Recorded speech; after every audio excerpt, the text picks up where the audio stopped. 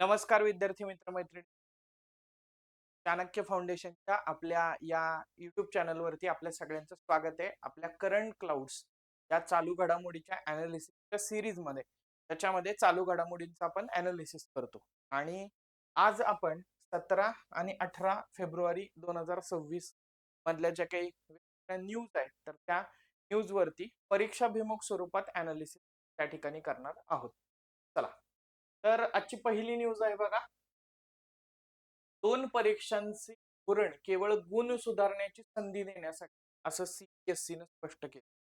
तर basically CBSE न मध्यंतरी असं जाहीर केलेलं होतं, 10वीची जी एक्झाम आहे तर ती बोर्ड एक्झाम ही 2 वेळा कंडक्ट केली जाईल.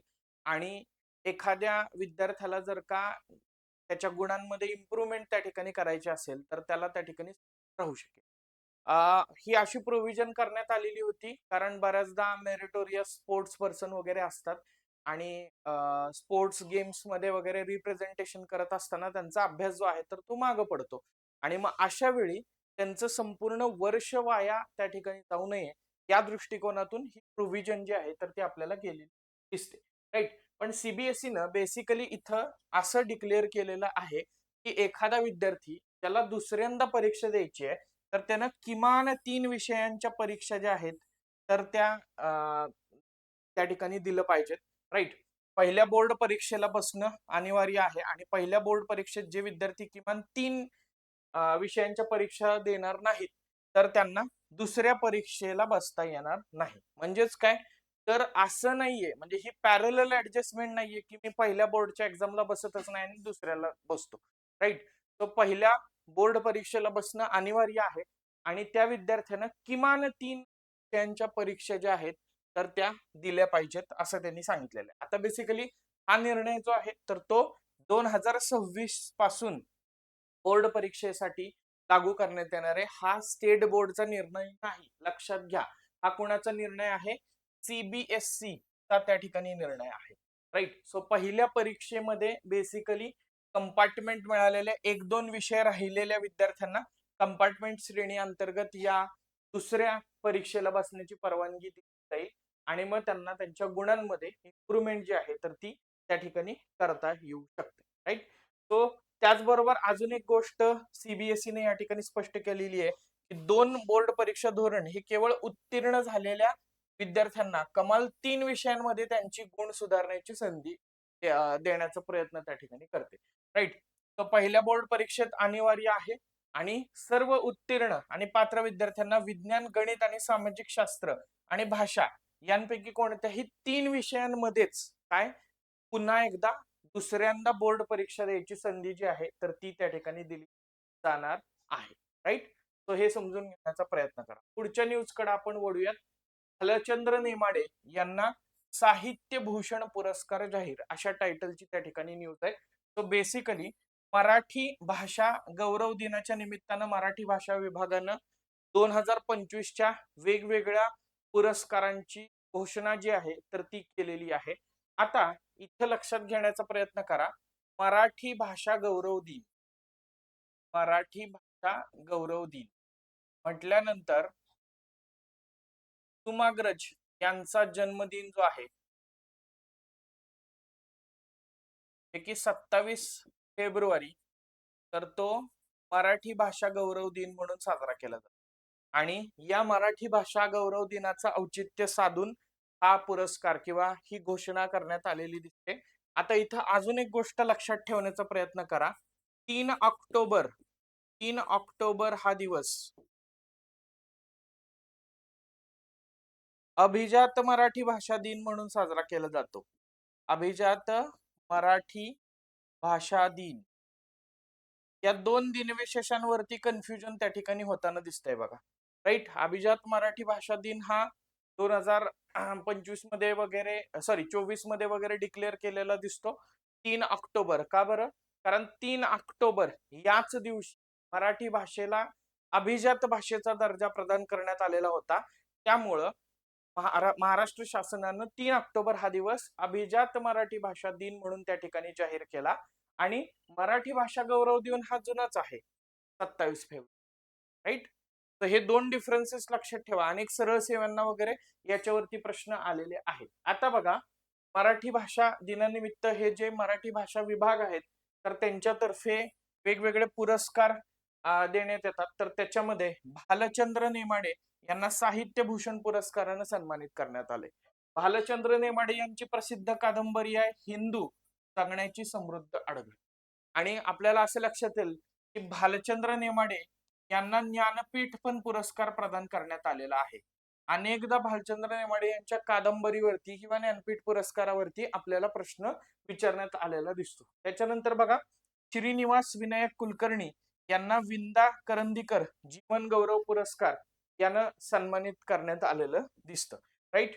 त्याचबरोबर नांदेड इथल्या निर्मल प्रकाशन संस्थेला श्री पु भागवत पुरस्कार, दिलीप धोंगडे यांना डॉक्टर अशोक केळकर भाषा अभ्यासक पुरस्कार आणि आपटे वाचन मंदिर कविवर्य मंगेश पाटगावकर भाषा संवर्धक पुरस्कार हे अनुक्रमे विनोद नारायण कुलकर्णी आणि कर्नाटक राज्य मराठी साहित्य परिषद यांना त्या ठिकाणी जाहीर झालेले दिसतात. राईट.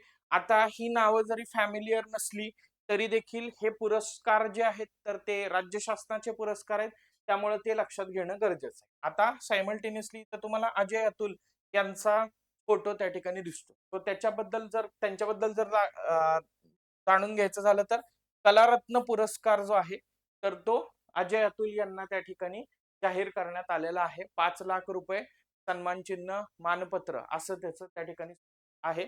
त्याचबरोबर या वर्षीपासून विश्व मराठी संमेलन विशेष पुरस्कार सुरू करण्यात आलेला आहे आणि तो आळंदी इथल्या शांतीब्रह्म गुरुवर्य मारुतीबाबा कुरेकर यांना त्या ठिकाणी प्रदान करण्यात आलेला आहे. आता राज्य शासनाचे पुरस्कार महत्वाचे आहेतच, पण महाराष्ट्र शासनानं नव्यानं चालू केलेला कुठला तरी पुरस्कार असेल तर तिथं प्रश्न विचारला जाऊ शकतो. विश्व मराठी संमेलन विशेष पुरस्कार शांतीब्रह्म गुरुवर्य मारुतीबाबा कुरेकर जे आळंदीचे आहेत तर त्यांना जाहीर झालेला आहे.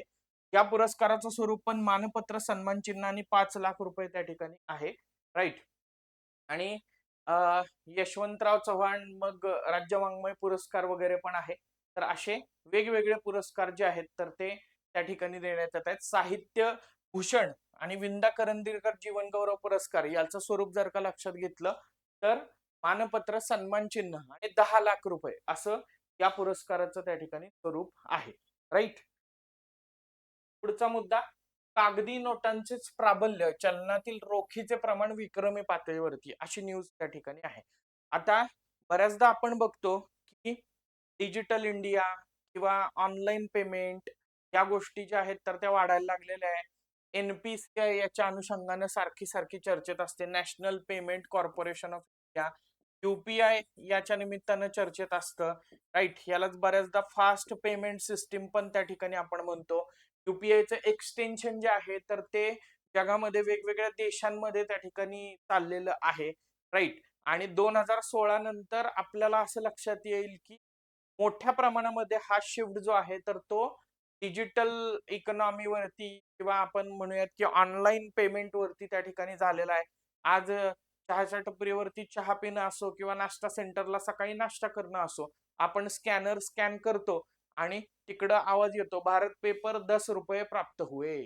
मग असं असताना सुद्धा एक अहवाल प्रकाशित झालेला आहे आरबीआयचा आणि त्या आरबीआयच्या अहवालामध्ये स्टेट बँकेच्या अहवालामध्ये असं आलेलं आहे की जरी डिजिटल पेमेंट हे वाढत असलं तरी पण इव्हेंच्युअली रोखीनं व्यवहार करण्याचं प्रमाण जे आहे तर ते शहरी आणि त्याचबरोबर ग्रामीण भागात त्या ठिकाणी जास्त आहे आणि चलनात असलेल्या नोटांचं प्रमाण जे आहे तर ते आता विक्रमी पातळीवरती त्या ठिकाणी पोहोचलेलं आहे. राईट. मग त्यांनी इकडे स्टॅटिस्टिक्स दिलेलं आहे की ते व्यवहार जे आहेत तर ते किती टक्क्यांनी वगैरे वाढ झालेली आहे. हे परीक्षेच्या दृष्टिकोनातून हे स्टॅटिस्टिक्स त्या ठिकाणी महत्वाचं नाही. म्हणजे उदाहरणार्थ त्यांनी सांगितलंय जानेवारी महिना जो 2026 चा गेला तर त्याच्यामध्ये कागदी नोटांनी 40 लाख कोटी रुपयांची विक्रमी पातळी गाठलेली आहे किंवा वार्षिक तुलनेत 11.1% वाढ झालेली आहे. राईट. तो गेल्या वर्षीच्या तुलनेत ही वाढ 5.3% त्या ठिकाणी जास्त आहे असं त्यांचं म्हणणं आहे. राईट. तो कोविड-19च्या कालखंडामध्ये 2020-21 मध्ये देखील अशाच प्रकारे रोखीनं व्यवहार करण्याचं प्रमाण वाढलेलं होतं. तर ते त्यांनी इथं नमूद केलेलं आहे. आणि महत्वाचा प्रश्न जो विचारला जाऊ शकतोय किंवा इम्पॉर्टंट आहे, भारताच्या चलन प्रणालीमध्ये कागदी नोटांचं वर्चस्व आहे. एकूण चलनाच्या मूल्यामध्ये 98.99% वाटा जो आहे तर तो चलनी कागदी नोटांचा आहे. तर नाण्यांचा वाटा 0.98% आहे आणि डिजिटल व्यवहाराची हिस्सेदारी जी आहे तर ती 0.03% त्या ठिकाणी आहे. मग त्यांनी हा एक ट्रेंड सांगितला की ग्रामीण भागामध्ये आणि त्याचबरोबर शहरी भागामध्ये दोन्ही भागांमध्ये हा ट्रेंड आपल्याला त्या ठिकाणी दिसतोय. तो वाढत्या उपभोगाबरोबरीनेच रोख रकमेची मागणी जास्त आहे. कमी व्याजदरांमुळे ग्रामीण भागातील लोकांना अधिक रोख खर्च करण्यास प्रोत्साहित केलेलं आहे. त्याच वेळी प्राप्तिकर असेल किंवा जीएसटी कपातीमुळे शहरी भागामध्ये उपभोग वाढल्यानं नोटांची मागणी जास्त झालेली आहे असं त्यांनी त्याच्या मागचं कारण सांगितलेलं आहे. पण याचा अर्थ असा आहे का की त्या ठिकाणी रोखीनं व्यवहार जास्त चाललेत म्हणजे युपीआयचे पेमेंट घटलेलं आहे किंवा सर तुम्ही हे कॉन्ट्रास्टिंग काहीतरी सांगताय, तर त्याच्यासाठी हा पॅराग्राफ महत्वाचा आहे. 2021 मध्ये ते डिजिटल पेमेंटचं प्रमाण जे आहे तर ते 14.4% होते, ते आता 11% आलेले आहे. राईट. तो ते असं नाही की फक्त रोख रक्कमच महत्वाची भूमिका बजावते, दोन्हींचं पण महत्व जे आहे तर ते त्या ठिकाणी अनन्यसाधारण आहे. त्याचबरोबर सकल राष्ट्रीय उत्पादनात जीडीपीच्या तुलनेत रोखीचं प्रमाण जे आहे तर ते त्या ठिकाणी घसरत आहे. राईट. हे जीडीपीच्या तुलनेत रोखीचं प्रमाण कसं कमी होतंय तर ते दिलेलं आहे. आधी किती होतं? 14.4%. आता किती आहे? 11%. राईट. म्हणजे एका बाजूला जीडीपीच्या तुलनेत रोखीचं प्रमाण घसरतंय, पण दुसरी गोष्ट रोख रकमेचं त्या ठिकाणी रोख रकमेमध्ये व्यवहारांची संख्या जी आहे तर ती वाढते. राईट. तो हे लक्षात ठेवा. ते बॅलन्स दोन्हीचा आहे. राईट. त्याच्यानंतर एक न्यूज गेल्या 2 दिवसापासून चर्चेत आहे, ती म्हणजे मुस्लिमांचं एसईबीसी आरक्षण जे आहे सोशली आणि एज्युकेशनली बॅकवर्ड क्लासेस, इकॉनॉमिकली नाहीये त्याच्यात, हे लक्षात घ्या. बऱ्याचदा एसईबीसी म्हणजे सोशली आणि इकॉनॉमिकली बॅकवर्ड नाही, सामाजिक आणि शैक्षणिक दृष्ट्या मागास प्रवर्ग म्हणून राज्यामध्ये जे मुस्लिम समाजाला आरक्षण देण्यात आलेलं होतं. किती टक्के आरक्षण होतं? ते 5% आरक्षण त्या ठिकाणी होतं. 5% आरक्षण होतं. राईट. तर हे आरक्षण जे आहे तर ते राज्य सरकारनं रद्द त्या ठिकाणी केलेलं आहे. पण ह्याच्यामध्ये राज्य सरकारचा हा सर्वस्वी किंवा सोल्ली निर्णय त्या ठिकाणी आहे का? तर नाही. सर्वोच्च न्यायालयामधल्या एक रिट पिटिशनच्या बेसिसवरती हे आरक्षण जे आहे तर ते रद्द करण्यात आलेलं आपल्याला दिसतं. मग आता या ठिकाणी लक्षात घ्या, उच्च न्यायालयानं 2014 मध्ये हा जो निर्णय देण्यात आलेला होता एसईबीसी अंतर्गत मुस्लिम समाजाला आरक्षणाचा, तर त्या निर्णयाला त्या ठिकाणी स्थगिती दिलेली होती. राईट. तो राज्य सरकारतर्फे सामाजिक आणि शैक्षणिक दृष्ट्या मागासलेल्या मुस्लिम घटकांसाठी विशेष मागास प्रवर्ग अ अंतर्गत शासकीय आणि त्याचबरोबर निमशासकीय सरळ सेवा भरतीमध्ये 5% आरक्षण देण्याचा निर्णय झालेला होता. राईट. आणि मग याच्यात आपल्याला असं लक्षात येईल, मग याच्यासाठीचा जी आर आला.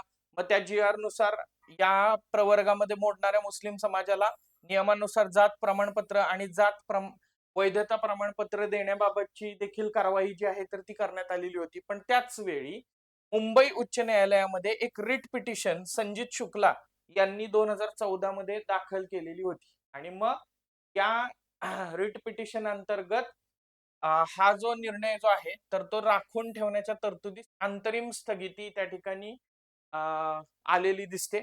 आणि मग हा जो काही जी आर काढलेला आहे तर त्याचं अध्यादेशाचं कायद्यामध्ये रूपांतर न झाल्यानं तो जी आर जो आहे तर तो व्यपगत झालेला आहे, म्हणजे तो लॅप्स त्या ठिकाणी झालेला आहे. राईट. तो त्याच्यामुळे हे रद्दबातल करण्यात आलेलं दिसतं. राईट. येस. सो विद्यार्थी मित्र मैत्रिणींनो, इन जनरल या या 2 दिवसातल्या काही महत्वाच्या न्यूज होत्या त्या आपण डिस्कस करण्याचा त्या ठिकाणी प्रयत्न केला. थोडासा मधला जो बॅकलॉग आहे तर तो पण भरून काढण्याचा प्रयत्न करूया. आणि मग तो भरून काढण्याच्या नादात पुढचं राहील असं नको, म्हणून मग अशा पद्धतीनं पण न्यूज त्या ठिकाणी घेण्याचा प्रयत्न करूया. तो भेटूयात पुढच्या सेशन मध्ये अशाच प्रकारच्या करंट अफेअरच्या अनालिसिससह आपल्या चाणक्य फाउंडेशनच्या युट्यूब चॅनलवरती. तोपर्यंत धन्यवाद, जय हिंद आणि बाय बाय.